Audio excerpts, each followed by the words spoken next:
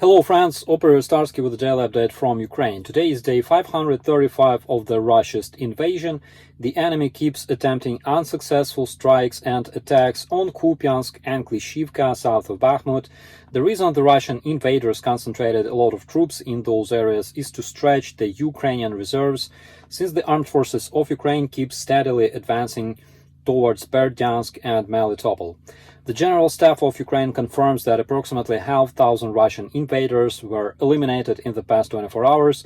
The Ukrainian Special Force showed a beautiful video of destroying a Russian Terminator vehicle used by the Russian propagandists to scare West. Using the cheap FPV strike drones, the Ukrainian operators also destroyed a Russian T-80 tank which attempted to tow the Terminator away, and considering the value of both vehicles and added funds stolen by the corrupted Russian authorities, this is basically the reason why the Russian children cannot have nice things, which also explains why they killed the Ukrainian children. It was reported that an 8-year-old boy was killed by the Russian missile yesterday during the strike in Ivano-Frankivsk, West Ukraine. The boy only finished second grade in the comparably safe region of Ukraine, but as we can see, until the Russian supremacists are alive, the Ukrainian kids will never feel safe anywhere in our country.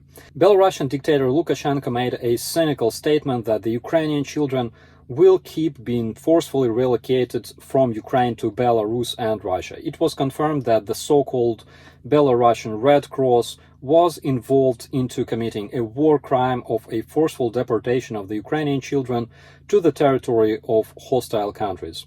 In Novoozerna, occupied Crimea, Russian military base was hit. Also, Russian terrorists reported explosions in Berdyansk. An unrecognized drone hit the nest of the Russian terrorism, also known as Moscow. The Russian supremacists report drone sightings on a daily basis, and it seems that they still can't understand how exactly it became possible and why.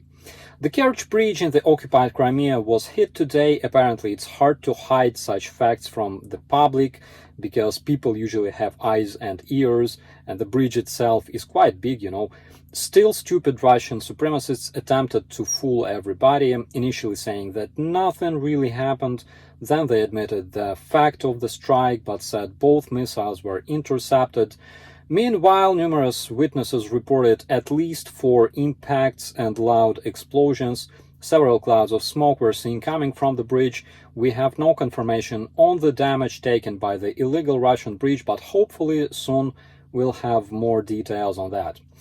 It seems that Karma is operating in full revenge mode. According to the reports, the Russian Su-35 crashed in Krulevets, formerly known as Kaliningrad. Luckily, both pilots will never be flying again because they became good. And the dam in the Russian city of Ussurisk collapsed, flooding the city. It is reported that the level of water reached third floors of the buildings. Apparently, the ghost of the Kakhovka Dam will be hunting the orcs for the rest of their lives. My name is Operator Starsky, reporting from Donbass, Ukraine. As always, be safe.